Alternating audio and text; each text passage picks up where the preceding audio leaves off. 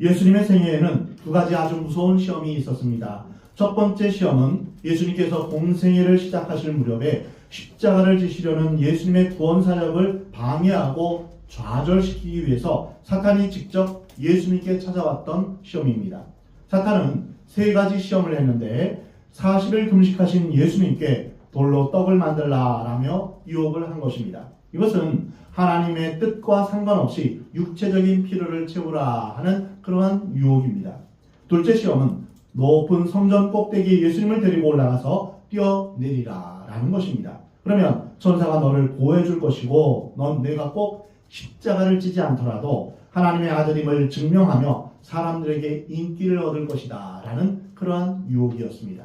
세 번째는 예수님께 천하만국을 보여주면서 자신에게 전하면 천하만국의 권력과 부를 주겠다라고 그렇게 유혹합니다. 이것은 하나님과 관계없는 권세에 관한 그런 유혹입니다. 그렇지만 예수님은 이 모든 시험을 말씀으로 단호하게 물리치셨습니다.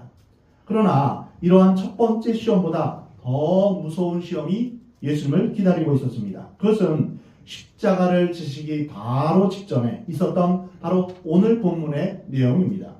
그 시험의 대상은 사탄이 아니었습니다. 사실 사탄은 외적인 세력입니다. 사탄은 우리를 유혹하고 우리에게 죄를 짓게 하고 하나님과 멀어지게 하며 우리를 타락시키는, 그래서 우리를 멸망시키려고 하는 것이지만 우리가 예수 그리스도의 이름으로 보혈의 능력으로 물리칠 수 있습니다. 기도와 말씀으로 금식으로 이 모든 악한 세력을 물리칠 수 있습니다. 사탄의 세력보다 더 우리를 괴롭게 하고 공궁에 빠지게 하는 것은 다른 것이 아니라 바로 우리 자신입니다. 자기 자신보다 더 어렵고 힘든 대상이 어디에 있겠습니까? 대부분의 사람들은 다른 사람과 싸울 때는 잘 싸웁니다. 외부의 적은 오히려 막기 쉽습니다. 그러나 내부에 있는 자기 자신은 참으로 싸우기 어려운 대상입니다. 우리는 늘 외부에서는 승리를 하고 자기에게는 실패하는 연약한 인간의 모습을 보게 됩니다. 자신 앞에 좌절하고 자신 앞에서 절망하며 자신 앞에서 패배하는 일들이 얼마나 많이 있습니까? 다른 사람 앞에서는 거룩하게 나타나고 다른 사람 앞에서는 능력 있게 나타나며 다른 사람 앞에서는 영웅으로 나타나지만 자신 앞에서는 무력하고 연약한 것이 우리 인간입니다. 예수님은 십자가를 져야 하는 엄청난 현실 앞에서 자기 자신과 싸우셔야만 했습니다. 아버지여, 이 십자가를 제가 꼭 져야 합니까? 십자가를 지지 않고는 다른 갈 길이 없습니까? 예수님은 이런 질문을 하나님께 드렸던 것입니다. 우리는 본문 말씀에서 십자가를 지시기 전 겟세마네 동산으로 향하시는 예수님을 보게 됩니다. 겟세마네라는 것은 히브리어로 올리브 기름을 짜는 틀이라는 그런 뜻을 가지고 있습니다. 올리브산, 감람산이라고도 하고요. 올리브산 서쪽 기슭에 위치한 그 올리브 나무가 많은 과수원을 뜻합니다. 지금도 이제 성지순례를 가면 예루살렘을 바라보고 있는 그 감람산 서쪽 기슭에 올리브 동산을 볼 수 있습니다. 굉장히 우람하고 그리고 오래된 그런 올리브 나무를 볼 수 있습니다. 예수님은 그곳에 기도하러 가신 것입니다. 예수님은 하나님이셨습니다. 앉은 맹인을 일으키시고 귀신을 쫓아내시며 죽은 자를 살리시는 사나운 풍랑을 잠잠케 하시는 능력의 하나님이셨습니다. 그런데 그분이 왜 기도하셔야 했을까요? 마가복음 8장에서 예수님은 누구든지 나를 따라오려거든 자기를 부인하고 자기 십자가를 지고 나를 따를 것이라 라고 말씀하셨습니다. 십자가를 지기 위해서는 자기를 부인해야 합니다. 자기와 싸워 이겨야 합니다. 자기를 꺾어야 합니다. 자기를 포기해야 합니다. 예수님은 이 과정 없이 십자가를 지실 수가 없었습니다. 그래서 예수님은 그 무서운 고통과 무거운 짐인 십자가, 인류의 모든 죄의 무게와 같은 십자가를 지기 위해 제자들과 함께 겟세마네 동산에 가셔서 기도하셨던 것입니다. 오늘 본문 36절에 이에 예수께서 제자들과 함께 겟세마네라는 곳에 이르러 제자들에게 이르시되 내가 저기 가서 기도할 동안에 너희는 여기 앉아 있으라. 복음서의 여러 말씀을 종합해 보면 앉아 있으라라는 말은 그냥 앉아 있으라는 말이 아니라 깨어 기도하라라는 뜻과 같은 것입니다. 누가복음 22장 40절에서 유혹에 빠지지 않게 기도하라라고 말씀하십니다. 다시 말하면 기도하지 않으면 시험에 빠진다는 것입니다. 이제 우리는 예수님께서 겟세마네 동산에서 하신 기도를 우리가 보게 됩니다. 예수님의 사역 중간중간에는 눈에 보이지 않는 숨은 사역이 있습니다. 설교하는 사역, 병자를 고쳐주는 사역, 귀신을 쫓아내는 사역, 많은 무리를 도와줬던 사역들 사이에서 눈에 보이지 않는 결정적으로 중요한 사역이 있었는데 그것은 바로 기도 사역이었습니다. 예수님은 말씀을 선포하시고 기적을 베푸시다가 조용히 홀로 산에 가셨습니다. 밤이 늦도록 기도하십니다. 또한 새벽 미명에 홀로 기도하십니다. 이것이 바로 비밀입니다. 예수님의 사역이 그렇게 능력이 있고 예수님께서 그렇게 지속적으로 승리할 수 있었던 비결은 바로 밤이나 새벽에 홀로 기도하셨던 것입니다. 여러분은 얼마나 하나님과 1대1로 만나는 시간을 갖습니까? 여러분의 삶의 승리의 비결은 기도인 줄 믿으시기 바랍니다. 근데 여기서 예수님은 홀로 기도하신 것이 아니라 오늘 본문에서는 제자들과 함께 기도하셨습니다. 오늘 본문 37절에 베드로와 세베대의 두 아들을 데리고 가실새 고민하고 슬퍼하사 이에 말씀하시되 내 마음이 매우 고민하여 죽게 되었으니 너희는 여기 머물러 나와 함께 깨어 있으라 말씀하십니다. 처음에는 제자들을 데리고 와서 한 장소에 앉아 기도하도록 그렇게 시키십니다. 그 다음에 예수님은 그 중에서 3명을 데리고 베드로와 야고보, 요한을 데리시고 조금 더 앞자리로 나아가십니다. 깨어있으라 라고 세 제자들에게 기도를 시킨 후에 좀 더 앞으로 나아가서 예수님은 기도하십니다. 여기서 우리는 함께 기도하시는 예수님의 모습을 보게 됩니다. 우리는 홀로 기도할 때가 있습니다. 남모르게 기도해야 할 때가 있습니다. 밤에 기도해야 할 때가 있습니다. 새벽에 기도의 골방에서 기도할 때가 있습니다. 금식하며 눈물 흘리며 기도해야 할 때가 있습니다. 그러나 결정적으로 중요한 사역 앞에서는 합심하여 기도하는 것이 중요합니다. 예수님은 말씀하셨습니다. 두세 사람이 내 이름으로 모인 곳에는 나도 그들 중에 있느니라. 개인 기도도 중요하지만 성령을 받은 사람들이 합심해서 연합해서 기도할 때 기도의 응답과 하나님의 능력이 나타나는 것입니다. 여러분 기도하며 함께 기도하기를 원하십니까? 그렇다면 주일 기도회, 금요 기도에 오시기 바랍니다.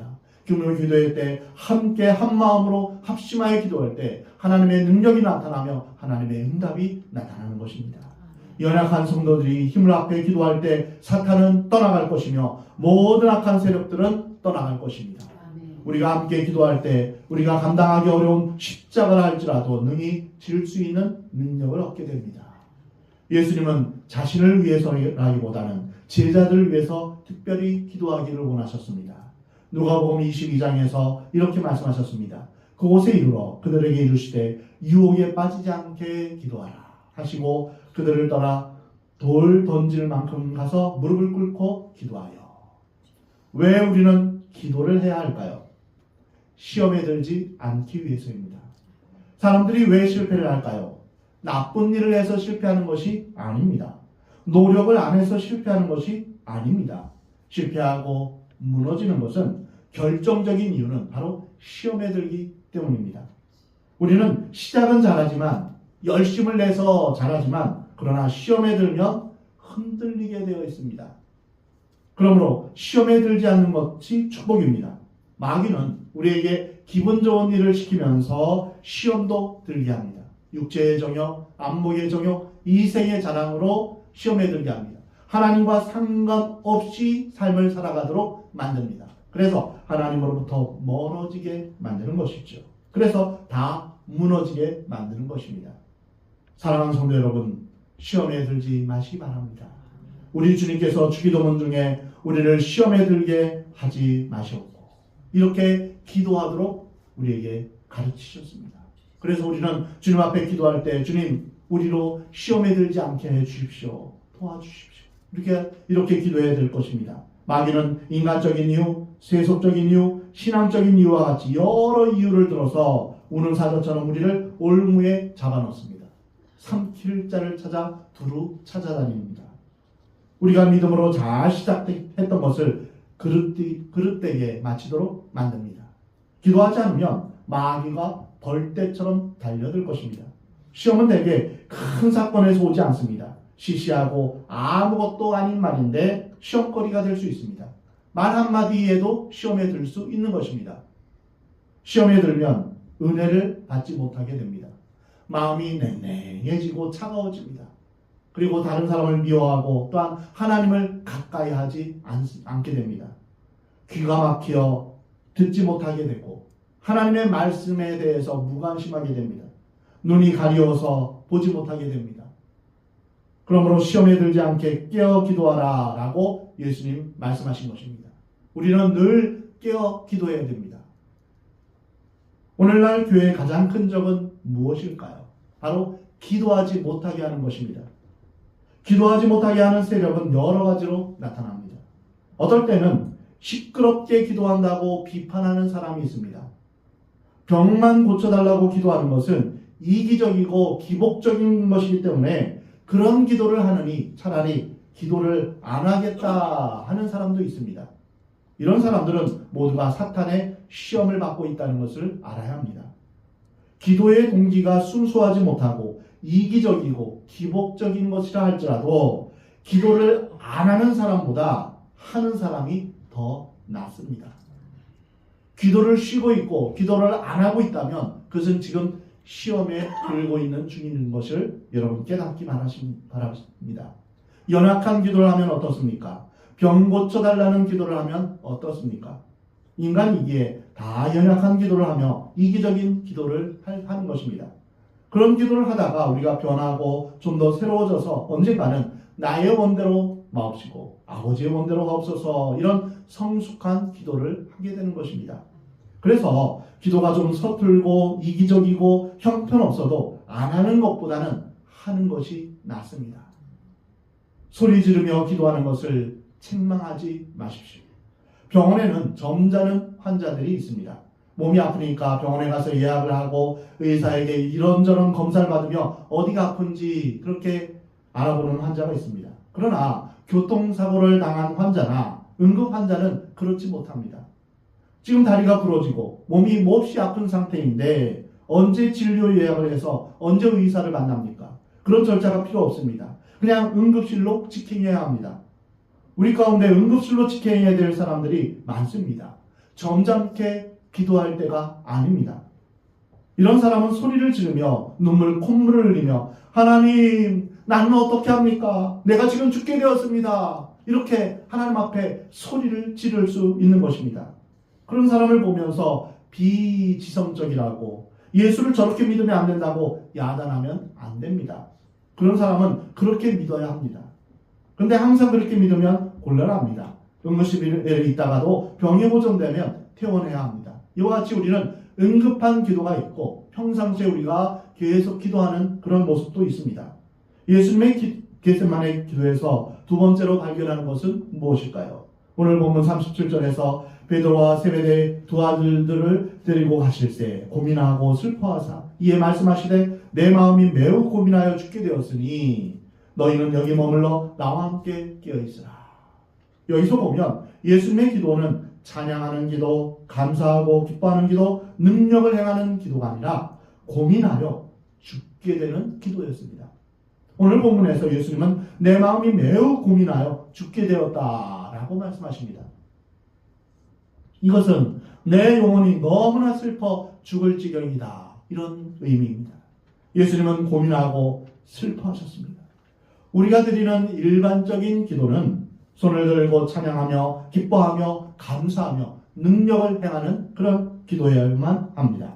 마귀를 내쫓고 영적으로 승리하는 기도가 예수님을 믿는 그리스도인의 기도입니다. 예수님도 그런 기도를 많이 하셨습니다. 오병이의 기적을 베푸실 때도 무덤 속에 있는 나사로를 살리실 때도 예수님은 승리의 기도, 능력의 기도를 하셨습니다. 그러나 지금 겟세마네 동산에서의 기도는 애통하는 기도입니다. 통곡하며 고뇌하는 기도입니다. 왜 예수님은 이러한 고통과 고뇌와 슬픔의 기도를 하셔야만 했을까요? 예수님이 능력이 없으셔서 그렇게 우신 것입니까? 예수님이 자기 죄로 말미암아 죄책감에 시달려서 그렇게 고민하신 걸까요? 예수님은 죽은 자를 살릴 만큼 능력이 있으셨고 죄가 없으신 하나님 자신이셨습니다. 예수님은 고뇌할 필요도 없었고 슬퍼할 필요도 없으신 분입니다. 그러나 오늘 본 말씀을 보면 예수님이 고민하여 죽게 될 정도로 심각한 기도를 하셨습니다. 왜 그렇게 하셨습니까? 그것은 사랑 때문입니다. 우리를 사랑하셨기 때문에 예수님은 슬퍼하셨고 고민하여 죽게 된 것입니다. 히브리서 5장 7절에 예수님의 이러한 모습을 이렇게 묘사합니다. 그는 육체에 계실 때 자기를 죽음에서 능히 구원하실 이에게 심한 통곡과 눈물로 간구와 소원을 올렸고 그의 경건하심으로 말미암아 들으심을 얻었느니라. 예수님은 지성적인 기도만 하시지 않으셨습니다. 예수님은 눈물을 흘리시면서 통곡을 하셨습니다. 아마 소리도 지르셨을 것입니다. 십자가 위에서 예수님은 엘리 엘리 라마 사박다니라고 큰 소리로 외치셨습니다. 33살의 젊은 나이에 십자가에서 죽어야 했을 때 인성을 가지신 예수님에게는 감당하기 어려운 고통이었습니다. 그분은 한 번에 항변도 없이 도살장에 끌려가는 양처럼 죽어야 했고 덜 깎는 자 앞에서 얌전한 양처럼 순종해야만 했습니다. 과연 우리는 이러한 고통과 고뇌와 슬픔과 죽음에 이르는 기도를 해본 적이 있습니까? 이 기도는 내 유익을 위한 것이 아니라 사랑했기 때문에 사랑하는 사람이 치러야 할 대가였습니다. 부모가 사랑하는 자녀를 위해서 치르는 대가가 있습니다. 사랑하는 자녀를 위해 흘리는 눈물이 있고 슬픔이 있습니다. 우리는 하나님을 생각하면서 내 실수와 허물도 아니요 내가 능력이 없어서도 아니라 오직 내가 너를 사랑하기 때문이다 라는 그 예수님의 눈물과 아픔을 알아야 합니다. 예수님이 직면하신 괴로움의 진정한 이유는 우리 모든 인간의 죄를 짊어지시고 가시며 하나님의 진노를 경험하신 것입니다. 그 결과로 아버지로부터 버림을 당한 것입니다. 사실 이 모든 것은 내가 당하여만 하는 것인데 죄 없으신 예수님이 나 대신에 대신 담당하신 것입니다. 세 번째로 겟세마네 동산에서 하신 예수님의 기도를 보면 아주 특이한 모습을 보게 됩니다. 오늘 보면 39절에 조금 나아가서 얼굴을 땅에 대시고 엎드려 기도하셨다라는 모습이 나옵니다. 일반적으로 유대인은 서서 기도하는 것이 정상입니다. 서서 손을 들고 성전을 향하여 하루 3번씩 기도합니다.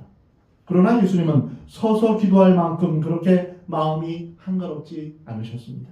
지금 예수님은 얼굴을 땅에 대고 기도하십니다. 구약시대에 히스기야라는 왕은 곧 죽게 될 것이라는 선지자의 말을 듣고 자기 얼굴을 벽으로 향하며 하나님 저를 살려주십시오. 간절하게 통곡하며 기도했습니다. 우리 생에 이런 절박하고 심각한 기도가 필요합니다. 얼굴을 땅에 대고 기도하시는 예수님의 간절한 기도에 비하면 우리의 기도는 너무나 낭만적이고 감상적일 때가 많습니다. 기도는 감상적인 것이 아니라 실제적인 것입니다. 영적 전쟁이며 투쟁이며 몸부림이고 생명을 걸고 하는 것이 기도입니다. 누가복음 22장 41절에 보면 예수님이 무릎을 꿇고 기도하셨다 이렇게 표현되어 있습니다. 43절을 보면 그 기도가 얼마나 간절했던지 천사가 나타나서 도와주었습니다. 그리고 44절에는 예수님이 기도하실 때 땀이 흘렀는데 그 땀이 피와 같다라고 그렇게 표현했습니다. 예수님은 하나님의 아들이심에도 불구하고 하나님 앞에 심한 통곡과 눈물로 얼굴을 땅에 대고 엎드려 간구와 탄원을 드렸습니다. 그리고 그 기도의 응답을 받아 고난을 당하시고 그 과정을 통해서 순종을 배우셨습니다. 사랑하는 성도 여러분, 기도하는 사람만이 하나님 앞에 순종하는 법을 배웁니다. 기도하지 않으면 하나님 그냥 제 마음대로 제 뜻대로 살게요. 그냥 저를 내버려 두시죠. 이렇게 하면서 하나님 앞에 순종하지 않습니다. 기도는 무엇입니까? 우리는 하나님 앞에 순종하는 과정을 배우는 것이 바로 기도입니다. 하나님의 아들이신 예수님께서 기도를 통해 시험을 이기셨다면 연약한 우리는 더욱더 기도를 통해 시험을 이겨야 함을 분명히 말씀하십니다. 사랑하는 성도 여러분, 우리 인생에 있어서 생명을 거는 기도, 땀이 피가 되는 기도를 할 때가 지금이라고 믿으시기 바랍니다. 우리가 기도하지 않아도 될 만큼 아니란 상황에 있지 않습니다. 우리의 자녀를 보거나 부부관계를 보거나 현재의 내 사업을 보거나 우리나라의 현실을 보거나 지금의 국제정세를 보아도 그리고 우리 앞날을 생각해 보아도 그렇게 감상적으로 안일하게 기도할 때가 아닙니다. 그런 처지에 있지 않습니다. 우리는 무릎 꿇고 생명을 걸고 기도해야 합니다. 이제 네 번째로 예수님이 하신 기도의 내용에 대해서 생각해 보겠습니다. 오늘 본문 39절에 조금 나아가사 얼굴을 땅에 대시고 엎드려 기도하여 이르시되 내 아버지여 만일 할만하시거든 이 잔을 내게서 지나가게 하옵소서. 그러나 나의 원대로 마시옵고 아버지의 원대로 하옵소서. 일반적으로 대부분의 기도는 자기의 뜻과 자기의 목적을 이루기 위한 기도, 자기의 소원이 성취되기를 원하는 기도입니다. 그런데 예수님의 기도는 나의 뜻을 이루기 위한 기도가 아니라 하나님 아버지의 뜻이 이루어지기를 원하는 기도입니다. 참된 기도는 하나님 아버지의 뜻이 이루어지기를 원하는 기도입니다. 기도하기 전에는 내 뜻이 있습니다. 그러나 기도할 때에는 하나님 아버지의 뜻을 분별할 수 있습니다. 기도하기 전에는 내가 생각할 때 여러 가지 나의 계획이 많습니다. 그러나 눈을 감고 기도하면 하나님 아버지의 계획이 보이기 시작합니다. 기도란 내 뜻이 아버지의 뜻에 순종하는 과정입니다. 한번 저를 따라해 보시기 바랍니다. 기도란 내 뜻이 아버지의 뜻에 순종하는 과정이다. 그렇습니다. 우리가 진정한 기도는 내 뜻을 아버지의 뜻에 맞추는 것입니다.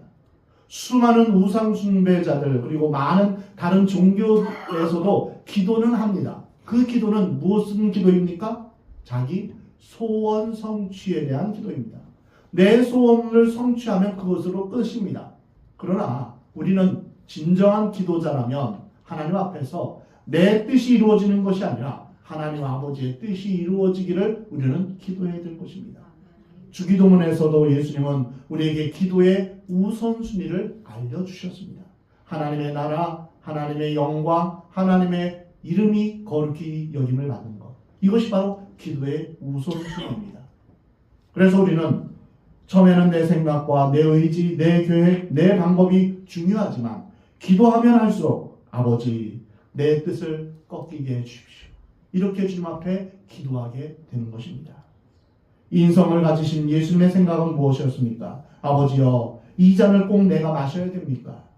십자가를 지지 않는 길은 없습니까? 이렇게 질문했습니다.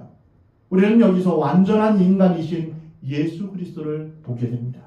우리도 십자가를 피하고 싶다는 기도를 일상생활에서 많이 합니다. 저도 역시 중국 선교사로 가기 전에 참 가기가 굉장히 망설여졌습니다. 가는 것이 마치 죽으러 가는 것 같았습니다. 그래서 하나님 저 말고 다른 사람 있잖아요. 다른 사람 보내주세요. 저 가고 싶지 않습니다. 이런 기도를 했었습니다. 그러나 갔다 온 이후에 주님 앞에 순종한 이후에 정말 놀라운 하나님의 은혜를 경험하게 되었습니다.